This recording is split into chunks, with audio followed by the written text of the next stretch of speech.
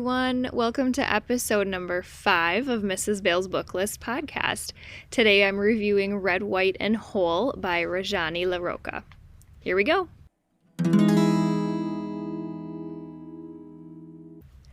I love adding novels in verse to Mrs. Bale's book list. They're poetic and rhythmic, not rhyming though.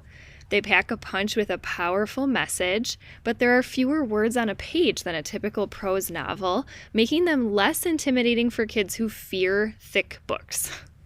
Red, White, and Whole by Rajani LaRocca is a coming-of-age story about Rhea, an Indian-American girl, like the author, who is also a medical doctor, trying to navigate two worlds, her Indian world and her American world.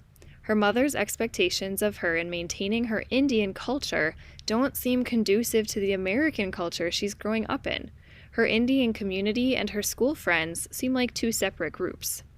Her parents moved to America in hopes of a better life before she was born, so she doesn't understand why it disappoints her mother so much when she simply tries to join in American activities, like going to a middle school dance with her classmates.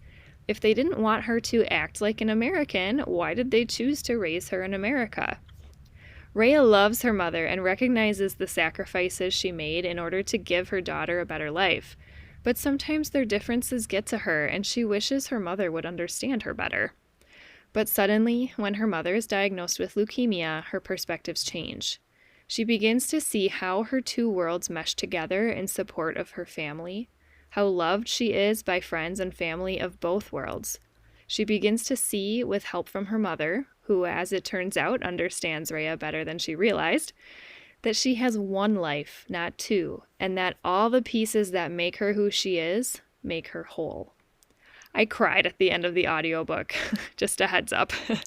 This book is a really interesting peek into Indian culture, while still appealing to some typical challenges middle schoolers often face as they try to fit in. Now for your appropriateness factors. Violence, there is no violence. Romance, there is an attraction between Rhea and a boy in her class who she becomes good friends with. Their relationship is very positive and wholesome. They hold hands and share a short kiss.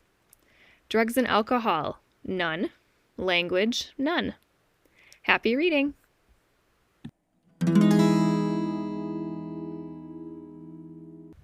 Thank you so much for listening today. As always, you can find show notes and the web version of Mrs. Bale's book list at KristenEmilyBale.com.